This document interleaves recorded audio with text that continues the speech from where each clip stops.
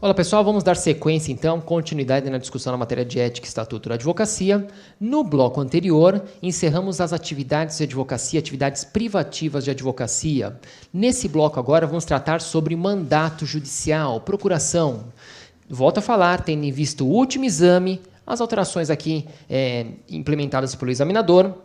Eu vou ampliar um pouquinho a nossa discussão. Vamos falar de mandato judicial e relações com o cliente. Eu acho que vale a pena você ampliar um pouquinho esse tópico, tá bom? Como sempre, eu começo a nossa discussão colocando os artigos, os diplomas que iremos trabalhar para aqueles que gostam de acompanhar aqui com os artigos da matéria. Então, na tela, mandato judicial. Mandato judicial. E relações com o cliente. Onde que vamos pisar? Vamos pisar basicamente artigo 5º do Estatuto da Advocacia. E eu também vou passear no novo Código de Ética, artigo 9º ao 26. Artigo 9º ao 26 do novo Código de Ética e Disciplina da OAB. Artigo 9º ao 26 do Código de Ética. Mandato judicial e relações com o cliente. Ok. Quando falamos aqui em mandato judicial, você lembra de quê? O que vem na cabeça? Estamos falando da procuração. Estamos falando aqui da procuração. Sim. A procuração é um instrumento do mandato. A procuração, que você conhece, isso você não tem nem que anotar. O que é a procuração? A procuração é aquele documento que o cliente assina, onde ele vai conferir poderes para você, advogado, representá-lo em juízo ou fora. Então, a procuração é o documento que o cliente assina, onde ele outorga, ele confere poderes a você, advogado, para representá-lo em juízo ou fora. Isso que é a procuração. Todo mundo sabe, você vai atuar em nome de uma terceira pessoa. Para que você atue em nome de uma terceira pessoa, você precisa estar munido de uma procuração. Não tem nem o que discutir. Como que essa questão começa a aparecer em prova? Bom, quanto tempo o advogado tem, em quantos dias o advogado pode apresentar a procuração? O advogado pode apresentar a procuração em até 15 dias. Vamos lá. Então, temos 15 dias para apresentar a procuração. O advogado tem 15 dias para apresentar a procuração.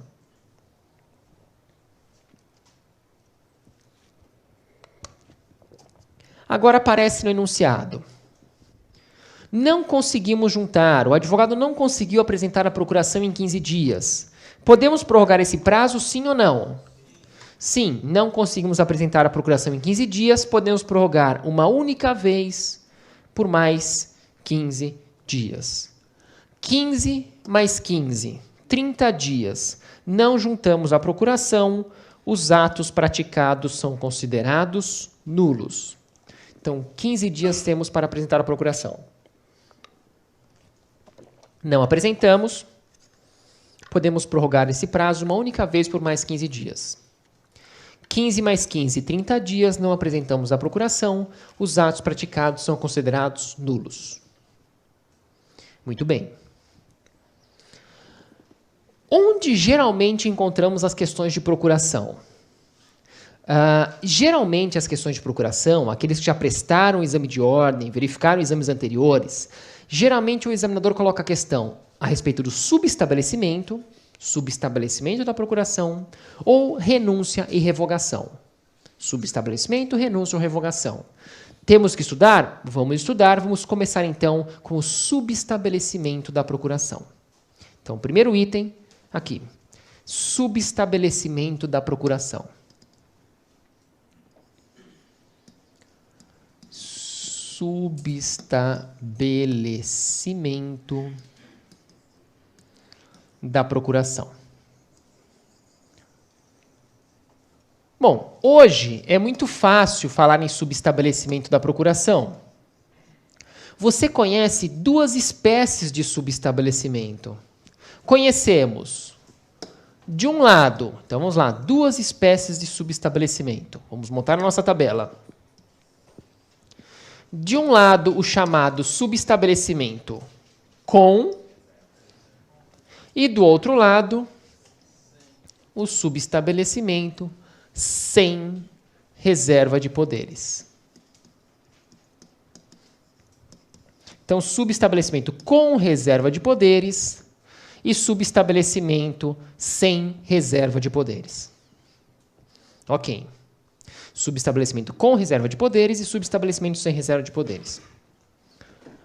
Para quem gosta de anotar, estou passeando por aqui no artigo 26 do novo Código de Ética, tá bom? Estou passeando um pouquinho por aqui. Subestabelecimento com reserva de poderes e subestabelecimento sem reserva de poderes. Vamos montar a ilustração. No subestabelecimento com reserva de poderes, aqui, ó. No subestabelecimento com reserva de poderes, a historinha vai ser a seguinte. Um advogado vai subestabelecer a procuração a outro advogado. Um advogado vai subestabelecer a procuração a outro advogado. Um advogado subestabelece a procuração a outro advogado. Só que o advogado subestabelecente, esse que eu circulei com a caneta vermelha, o advogado subestabelecente, aquele que subestabelece com reserva de poderes, ele vai continuar no processo. No subestabelecimento com reserva de poderes, o subestabelecente continua no processo. É fácil de associar. Subestabelecimento com reserva de poderes, o subestabelecente continua no processo. E do outro lado da tabela, subestabelecimento sem reserva de poderes. Esse aqui agora. A historinha. Um advogado vai subestabelecer a procuração a outro advogado. Só que o advogado subestabelecente, aquele que subestabelece a procuração sem reserva de poderes, ele vai o quê? Sair do processo. No subestabelecimento com reserva de poderes, o subestabelecente continua no processo. No subestabelecimento sem reserva de poderes, o subestabelecente sai do processo. Com reserva continua, sem reserva sai. Não tem o que discutir. Vamos lá. Nesse ponto da matéria, também é um ponto interessante destacar o que vem acontecendo no exame de ordem. E no último exame não foi diferente. Isso é uma tendência, tá? É uma tendência que veio para ficar. O examinador, sempre que possível, ele mistura pontos da matéria. Ele mistura tópicos. É uma forma de exigir o quê? Um conhecimento maior. Tá? Então, ele tenta, dentro de uma questão, colocar, às vezes, 2, 3 tópicos para exigir aqui um conhecimento mais amplo do candidato. O ponto mais interessante de destacar dentro de uma questão de procuração, dentro de uma questão de subestabelecimento, honorários. Não tem dúvida. Colocar aqui informações de procuração, subestabelecimento e misturar com honorários. Olha na tela, relembra comigo. Então, honorários na questão de subestabelecimento com reserva de poderes. Honorários na questão de subestabelecimento com reserva de poderes. Qual é a regrinha que você vai guardar e levar para a prova? O advogado subestabelecido, esse aqui, ó. O advogado subestabelecido com reserva de poderes, que eu circulei com a caneta preta, esse aqui. somente vai receber os honorários com a autorização, com o aval do subestabelecente. O advogado subestabelecido com reserva de poderes, o advogado subestabelecido com reserva de poderes, somente recebe os honorários com a autorização. Somente vai receber os honorários com o aval do subestabelecente. Muito bem. Então vamos lá. Como eu disse, vamos verificar aqui as questões relativas ao tema. No ano passado apareceu uma questão de ética que falava advogada Beatriz e advogada Ana. Não sei se alguém chegou a prestar esse exame, eu verifico essa questão. Advogada subestabelecida com reserva de poderes, ela pode cobrar os honorários diretamente do cliente? Não. Por que a advogada subestabelecida com reserva de poderes não poderia cobrar os honorários diretamente do cliente? Porque ela depende da autorização do subestabelecente. Ok? Exatamente o que você colocou por aqui. Foi assim que apareceu faz pouco tempo. Agora, e se a questão colocar honorários do outro lado da tabela? Completa no caderno. Honorários no subestabelecimento sem reserva de poderes. Olha aqui, ó, do jeito que eu estou colocando na nossa tabela. Honorários no subestabelecimento sem reserva de poderes. Presta atenção no advogado subestabelecido. Esse aqui, ó. Para ele receber os honorários, ele vai depender da autorização do subestabelecente? Não tem cabimento. O subestabelecente ele saiu do processo. Então eu falo que, nesse caso, honorários no subestabelecimento sem reserva de poderes devem ser calculados de forma proporcional. E eu exemplifico, para facilitar, proporcional ao tempo, proporcional ao trabalho de cada um dos advogados. Então, no subestabelecimento sem reserva de poderes, os honorários devem ser calculados de forma proporcional ao tempo, proporcional ao trabalho de cada um dos advogados. É fácil de entender. Com reserva de poderes, depende aqui do aval, depende do que for contratar entre os dois advogados. No sem reserva de poderes, de forma proporcional. Terceira parte da tabela para você responder qualquer questão de subestabelecimento. Em qual espécie de subestabelecimento, no com reserva de poderes ou no sem reserva de poderes, é necessário que o advogado comunique o cliente? Olha aqui na tela e responde para mim. Então, vamos lá. Colocamos o cliente, o seu cliente nos dois lados. Presta atenção no subestabelecimento com reserva de poderes. Esse aqui. Presta atenção. Olha você aqui, ó. Você. O cliente, ele foi no seu escritório, ele teve a consulta pessoal com você, ele confia em você. Você vai subestabelecer, mas você vai continuar no processo. Se você vai continuar no processo e o cliente confia em você, você precisa comunicar ao cliente? Não. É claro que não. Então, no subestabelecimento com reserva de poderes, não é necessário comunicar ao cliente. Vamos lá. Por que no subestabelecimento com reserva de poderes não é necessário comunicar ao cliente? Porque o cliente confia em você. Você vai subestabelecer, mas você vai continuar no processo. Se ele confia em você e você continua, não é necessário subestabelecer o cliente. Comunicar o cliente. Agora, volto aqui, questão da prova. Aparece na prova, aí muitos falam assim, Alisson, mas na questão estava difícil. Aqui na sala de aula, aqui na nossa discussão, tudo fica fácil, mas no dia do exame parece que as palavrinhas fogem de você. O enunciado questionou o seguinte: o subestabelecimento com reserva de poderes é um ato pessoal do advogado? Sim ou não? Sim. O subestabelecimento com reserva de poderes é um ato pessoal do advogado. Por que é um ato pessoal do advogado? Porque você pode subestabelecer com reserva de poderes sem comunicar ao cliente. É um ato pessoal do advogado.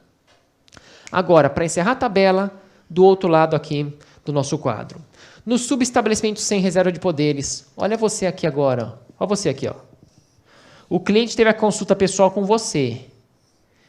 Ele confia em você, você vai subestabelecer e você vai sair do processo. Se o cliente confia em você, você vai sair do processo. Você tem que comunicar ao cliente, sim ou não? Sim. Ou seja, em qual espécie de subestabelecimento temos que comunicar ao cliente? Temos que comunicar ao cliente no subestabelecimento sem reserva de poderes. Sem reserva de poderes. Você entendeu por que essa comunicação ela se mostra necessária, não tem que decorar. Eu não quero que você decore nada. Tá bom? Presta atenção. Quando falamos que no subestabelecimento sem reserva de poderes devemos comunicar ao cliente, é lógico que essa comunicação ela antecede o subestabelecimento. Tudo bem? Primeiro você vai comunicar ao cliente para depois subestabelecer sem reserva de poderes. Eu acho que é tranquilo isso. Encerramos a questão de subestabelecimento. Tem como complicar isso? Não tem como complicar. Próxima tela que eu vou montar, ainda dentro de procuração, para depois encerrar com aquelas observações. Renúncia e revogação. Renúncia e revogação. Vou colocar na tela. Vamos lá. Renúncia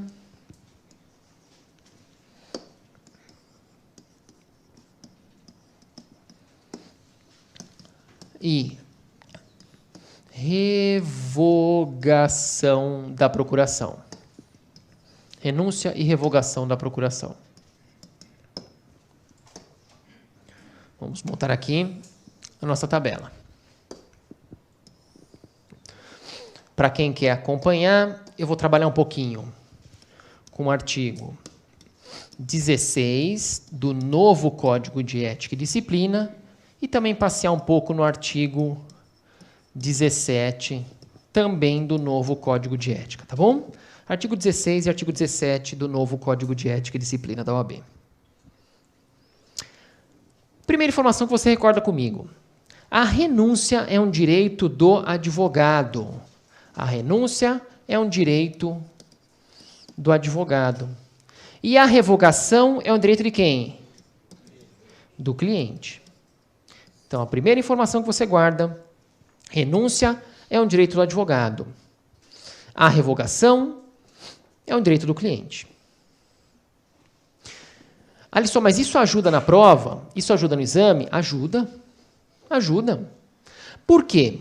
Se o enunciado fala em renúncia, a alternativa que você busca é que fale em advogado. Se o enunciado falar em revogação, a alternativa que eu busco é a que vai trabalhar com o cliente. Simples. Em uma questão de procuração, o advogado não revoga nada e o cliente não renuncia a nada. Se você trocar aqui as palavrinhas, a questão estará incorreta. Ok? Advogado, responde para mim. Um advogado, o que a OAB diz a respeito da renúncia para o advogado? A OAB diz o seguinte, isso vale a pena notar. O advogado pode renunciar à procuração a qualquer tempo.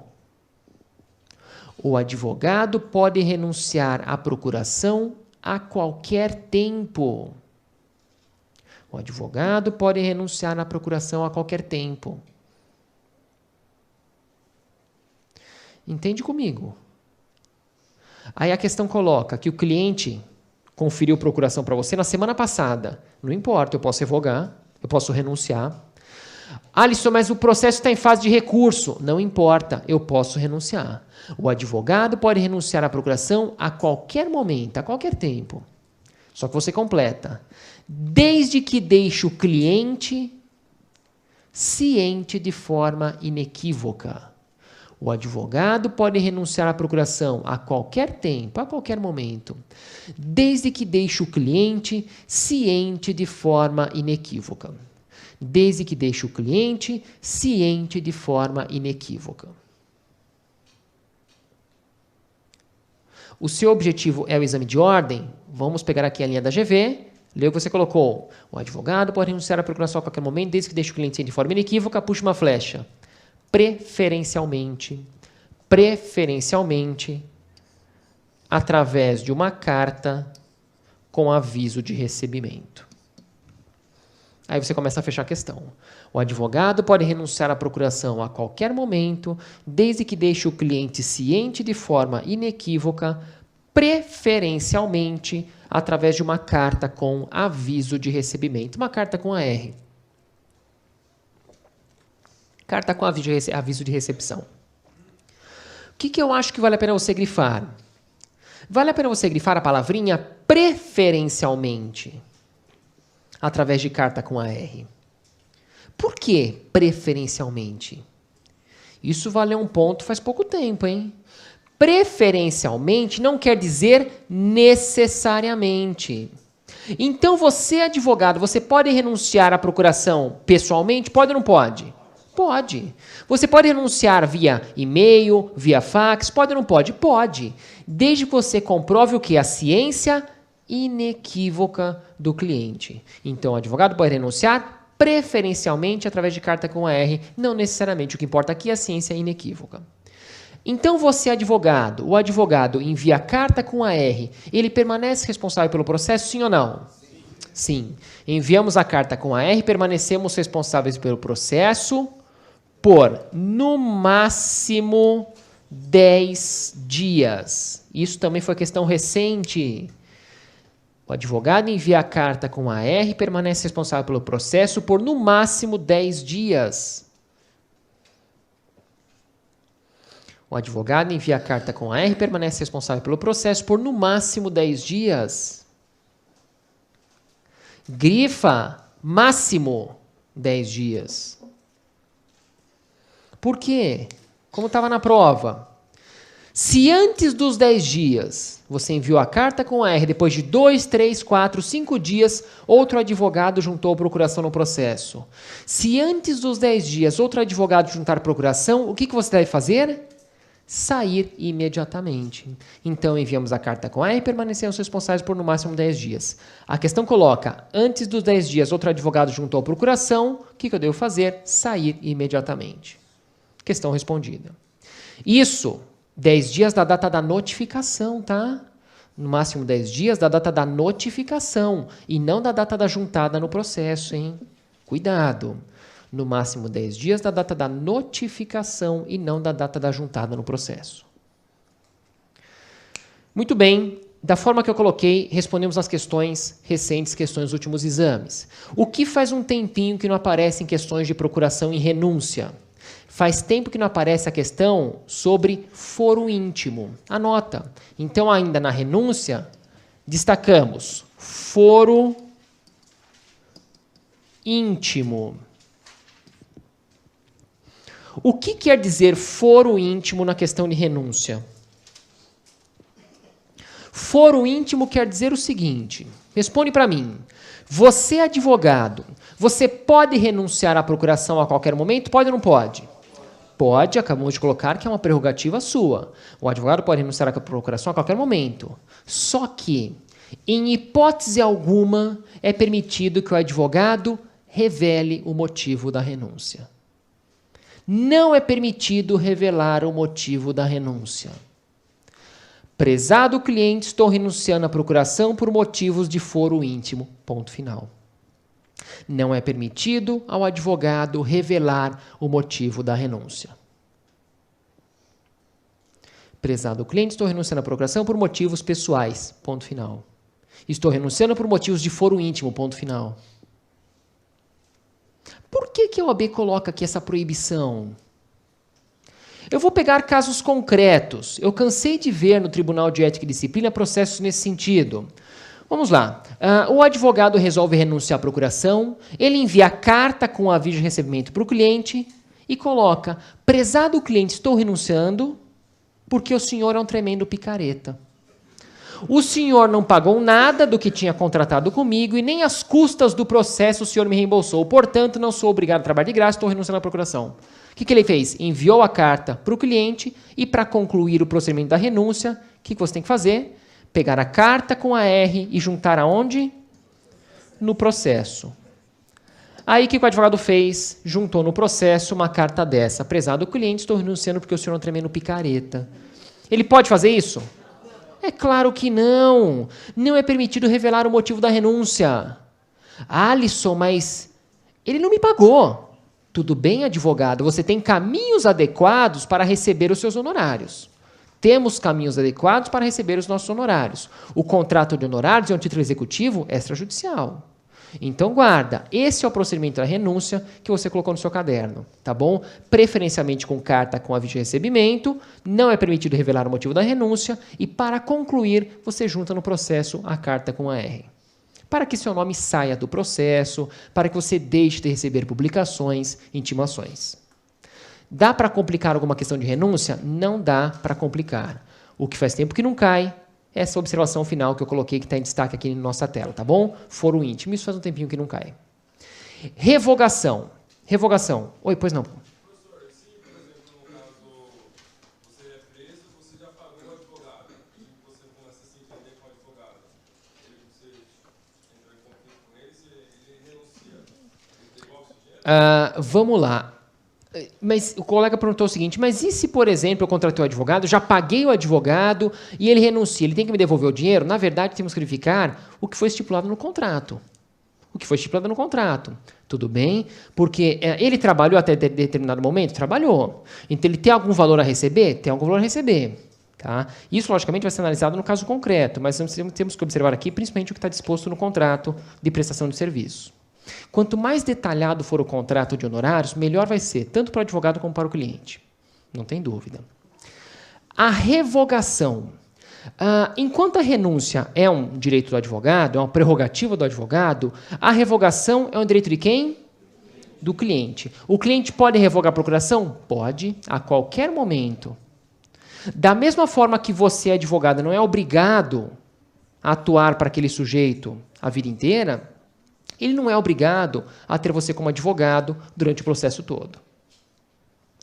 Agora, olha na tela como muda aqui a nossa questão. Então, revogação. Vamos colocar a ilustração. Você, advogado, atuou até aqui. Você, ó. Então, você, advogado, atuou até aqui. Certo dia, o cliente resolve revogar a procuração. Ele comparece no seu escritório e fala assim, doutor, eu não quero mais que o senhor seja meu advogado, estou revogando a procuração. Ele pode fazer isso. Acabamos de colocar que é permitido, sim. Agora, o que você precisaria aqui alertar o cliente? Você alerta, olha, prezado cliente, você pretende revogar a procuração? Você pode. Eu não posso te proibir. Só que fique sabendo que, ao contrário da renúncia, onde você permanece responsável por até 10 dias, na revogação, a partir do dia seguinte, você não responde mais pelo processo. Então, prezado cliente, você pretende revogar a procuração? Você pode. Só que fique sabendo que a partir de amanhã, eu não respondo mais pelo processo. A partir de amanhã, eu não respondo mais pela ação. Tudo bem? Se mesmo assim o cliente resolve revogar, na prática, é porque ele já tem pré-contratado o quê? Um outro advogado, né? Ele já tem aqui pré-contratado um outro advogado, não tem dúvida, que disse para ele o seguinte, olha, você já tem advogado constituído. Eu não posso entrar na ação, a não ser que ele renuncie à procuração, o seu advogado, que você revogue a procuração, ou que o seu advogado subestabeleça o quê?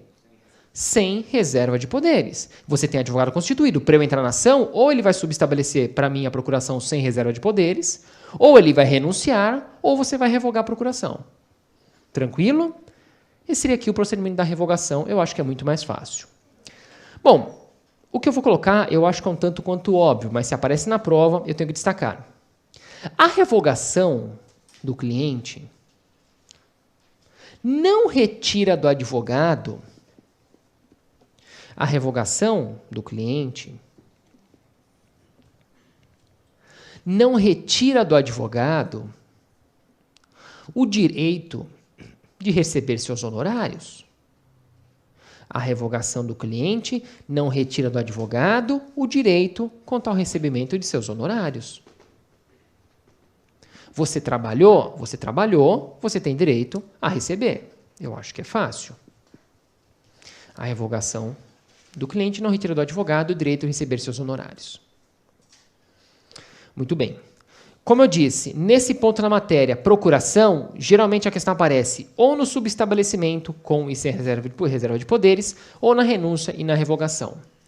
Por precaução, ampliando aqui um tema, tomando por base o último exame, além da procuração do mandado judicial, colocamos aqui relações com o cliente, para colocar aqui as nossas observações. Então, vira a tela, observações. Observações.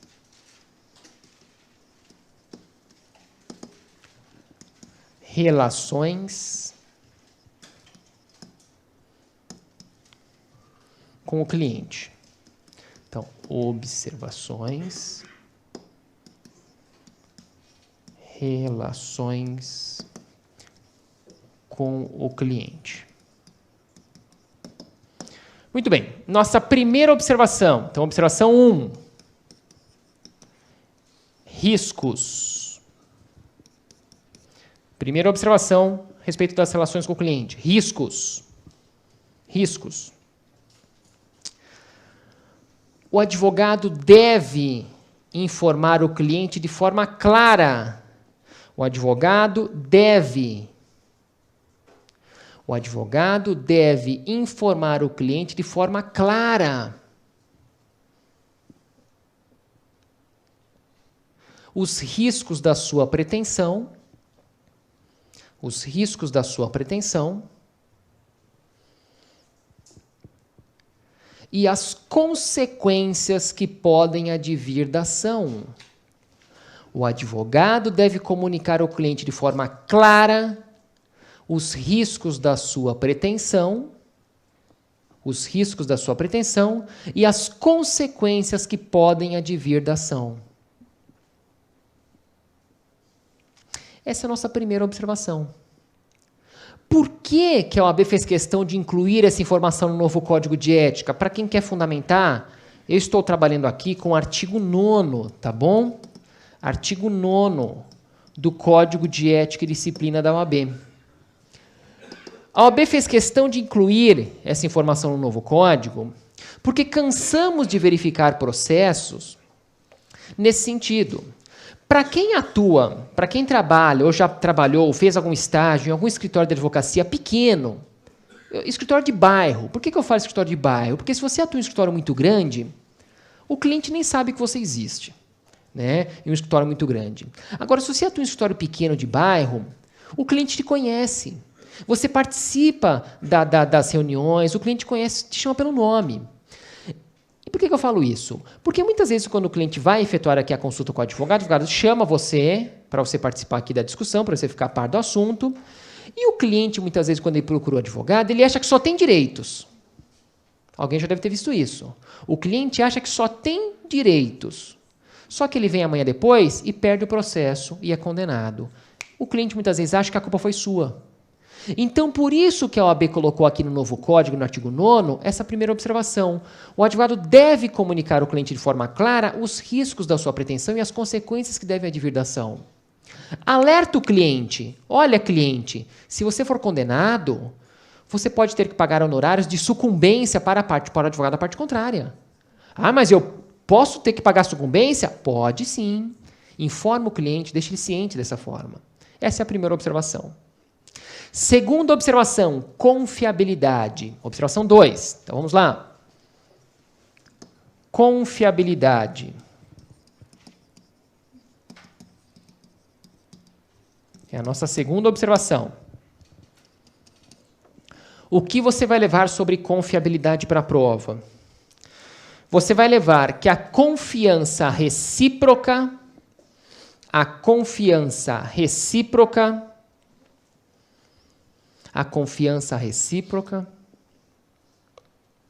é condição para o exercício da nossa atividade. A confiança recíproca, então, confiabilidade. A confiança recíproca é condição para o exercício da nossa atividade. Entende, como eu sempre falo, entende, porque se você entende, você não tem que decorar. E eu não quero que você decore nada. O que quer dizer que a confiança recíproca é condição para o exercício da nossa atividade? Isso quer dizer que o advogado deve confiar no seu cliente e o cliente deve confiar no seu advogado. O advogado deve confiar no cliente, o cliente deve confiar no advogado. Muito bem. Aí a questão menciona que por qualquer motivo o advogado perdeu a confiança no cliente. O advogado perdeu a confiança. O que o advogado deve fazer nesse caso? Se o advogado perder a confiança, antes de mais nada, ele tem o quê? Que chamar o cliente, comunicar ao cliente, falar assim, cliente, vem cá, tenta conversar, esclarecer eventual aqui desentendimento. Então, artigo 10 do novo Código de Ética, o advogado deve chamar o cliente para conversar, tentar esclarecer eventual aqui desentendimento. Agora, eu tentei resolver a questão, não obtive sucesso, aí sim, você já tem a resposta no caderno. Diante da perda da confiança, o advogado deve fazer o quê? Renunciar à procuração ou subestabelecer sem reserva de poderes. Então, perdemos a confiança, não conseguimos recuperar, restabelecer a confiança, devemos renunciar à procuração ou subestabelecer sem reserva de poderes. Terceira observação, prestação de contas. Prestação de contas. Prestação de contas, terceira observação. A conclusão ou a desistência da causa, a conclusão ou a desistência da causa, a conclusão ou a desistência da causa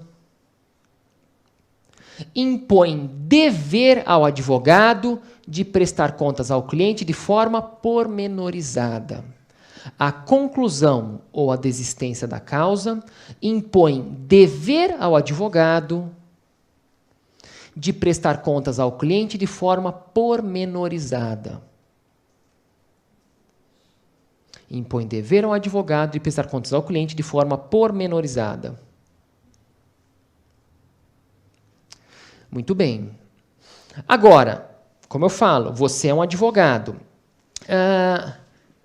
Somente na conclusão da causa ou na desistência que o advogado tem aqui o dever de prestar contas ao cliente? Não. O advogado deve prestar contas ao cliente sempre que for solicitado. Sempre que for solicitado. Então, sempre que for solicitado, o advogado deve prestar contas ao cliente. Agora, concluída a causa ou diante da sua desistência, você tem o dever de realizar aqui essa prestação de contas de forma pormenorizada. Como eu disse, não afasta aqui o dever de prestar contas sempre que solicitado. Próxima observação, trabalhando aqui com relações do cliente com base no novo código, que ganhou ênfase, e a tendência aqui do seu exame. Mudou um pouquinho o foco, tá bom? Prazo da procuração, observação 4. Prazo da procuração.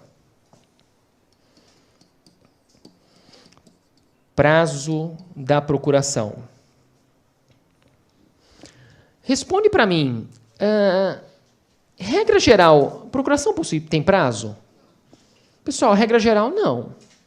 Regra geral, procuração não tem prazo. Regra geral, a procuração, ela permanece válida enquanto existir o quê? A confiança recíproca.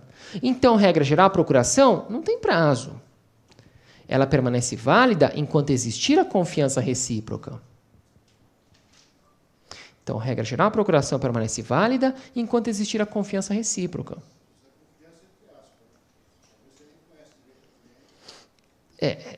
Pressupõe que você conheça o cliente, tá? Até porque a pessoalidade também é característica aqui da advocacia, né? Aquela consulta pessoal. Permanece válida enquanto existir a confiança recíproca.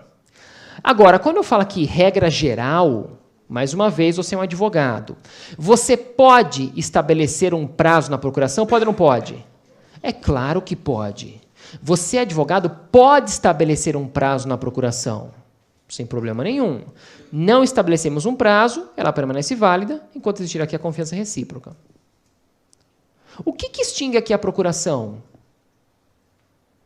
A conclusão. A conclusão do processo, a conclusão da causa ou arquivamento do processo extingue a procuração. Então, a conclusão da causa,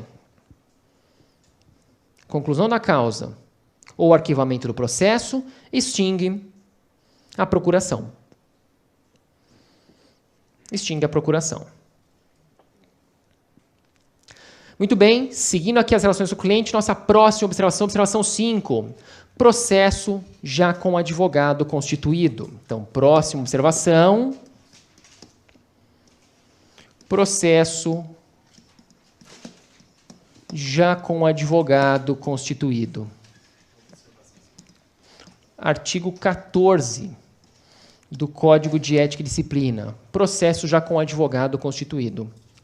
Processo já com advogado, observação número 5, né? Processo já com advogado constituído. Responde para mim. Podemos juntar procuração em processo que já tem advogado constituído, sim ou não? Cuidado com o sim ou com o não seco, né? Aliás, quem prestou o último exame, a questão estava lá, não estava? Estava, não pegou ninguém de surpresa essa questão na prova, estava lá. O que você vai levar para a prova? Artigo 14 do novo Código de Ética. Levamos. É permitido ao advogado. É permitido ao advogado.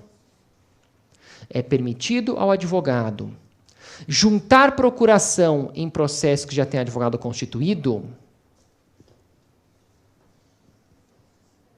É permitido ao advogado juntar procuração em processo que já tem advogado constituído, desde que esteja diante de motivo relevante. É permitido ao advogado juntar procuração em processo que já tem advogado constituído, desde que esteja diante de um motivo relevante. Ou, desde que esteja diante de um motivo relevante. Ou, diante de motivo urgente. Motivo relevante, ou urgente e improrrogável. Urgente que não pode ser prorrogado. Urgente e inadiável. Então, desde que seja diante de um motivo relevante, como foi que apareceu no último exame, ou de um motivo urgente e inadiável. No último exame a questão mencionou, era uma ação contra um plano de saúde, ação contra plano de saúde, não tem dúvida aqui que torna-se claro que estamos diante de um motivo relevante. Não faz muito tempo, isso daqui apareceu na prova também, quando eles colocaram um menor envolvido na questão. Não tem dúvida. Quando estamos diante de uma situação, de um caso prático envolvendo um menor, ao envolver um menor, torna-se claro que estamos diante aqui de um motivo relevante. E nessa questão envolvendo um menor, o advogado que conduziu o processo estava viajando. Motivo urgente relevante, não tem dúvida, eu posso aceitar a procuração de processo que já tem advogado constituído. Nessa hipótese, é permitido. Não necessita aqui de comunicação prévia ao advogado. Próxima observação, abandono de causa. Tudo dentro das relações com o cliente. Próximo item, abandono de causa. Abandono de causa. Como seria a questão de abandono? Vamos lá. O enunciado coloca que o cliente não tem o menor interesse, não demonstra o menor interesse na continuidade da ação. Todos os documentos que o advogado solicita, o cliente nem responde. Todos os contatos, todas as informações que o advogado solicita ao cliente, ele não dá a menor satisfação. Aí a questão coloca, diante do desinteresse do cliente, o advogado pode simplesmente abandonar a causa? É claro que não.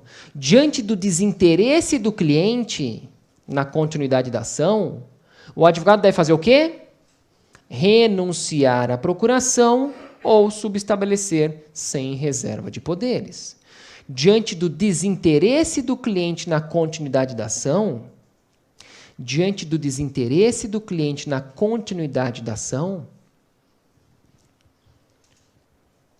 o advogado deve renunciar à procuração ou subestabelecer sem reserva de poderes. Diante do desinteresse do cliente na continuidade da ação, o advogado deve renunciar à procuração ou subestabelecer sem reserva de poderes. Abandono de causa, isso é proibido. Deixar o cliente desamparado, isso é proibido. Ah, mas ele não demonstra interesse. Não importa. A Ordem dos Advogados do Brasil pode punir você, advogado, e não punir o seu cliente. Tudo bem? Próxima observação para começar a encerrar aqui o nosso bloco. Conflito de interesses. Então, próxima observação. Conflito de interesses. Artigo 20 do novo Código de Ética. Conflito de interesses. Vamos lá. Um advogado, responde para mim, ele pode atuar em determinada situação, em um mesmo processo, para 2 ou mais clientes? Pode ou não pode? Um exemplo, uma separação. Uma separação consensual. Eu posso atuar para as 2 partes, sim ou não? Uma separação consensual, sim. O advogado pode atuar no processo para 2, 3, 4, vários clientes, desde que o interesse seja o mesmo. Agora, nesse exemplo que eu citei, uma separação consensual, durante aqui o processo de separação, começamos a encontrar o que? Algumas discussões. A separação que era consensual virou o quê? Litigiosa. Eu posso continuar advogando para as 2 partes? Não. Ou seja, artigo 20 do novo Código, a nossa próxima observação. Diante de conflitos de interesses, o advogado o que ele deve fazer? Optar por uma das procurações e renunciar às demais. Diante de conflitos de interesses, o advogado deve fazer a opção por uma das procurações e renunciar às demais. Diante de conflito de interesse, o advogado deve optar por uma das procurações e renunciar às demais. Essa brincadeira estava no último exame, não estava? Estava. Caramba, então em 2 blocos respondemos aqui 4 questões, metade das questões de ética da sua prova. Dá para responder. E para fechar nossa discussão, última observação. Vamos lá. Atuação com outro profissional. Então, última observação. Atuação com outro profissional. Atuação com outro profissional. Artigo 24, tá bom? Para quem quer anotar, artigo 24 do novo Código de Ética. Abandono o que eu deixei sem artigo, artigo 15, tá? Atuação com outro profissional. Para encerrar, o advogado não é obrigado a aceitar a imposição de seu cliente. Então, atuação com outro profissional. O advogado não é obrigado a aceitar a imposição de seu cliente para que com ele atue outro advogado. O advogado não é obrigado a aceitar a imposição de seu cliente para que com ele atue outro advogado. Ok? Presta atenção. Você não é obrigado a aceitar essa imposição, mas você pode aceitar? Pode. Olha, eu estou de acordo, de fato, ele vai aqui enriquecer a nossa tese, eu aceito sem problema nenhum. Se você aceitar, ok, caso contrário, você não é obrigado a aceitar essa imposição. Tranquilo? Pessoal, como sempre, eu desejo a todos ótimos estudos. Qualquer dúvida, entre em contato. Um forte abraço, até a nossa próxima aula.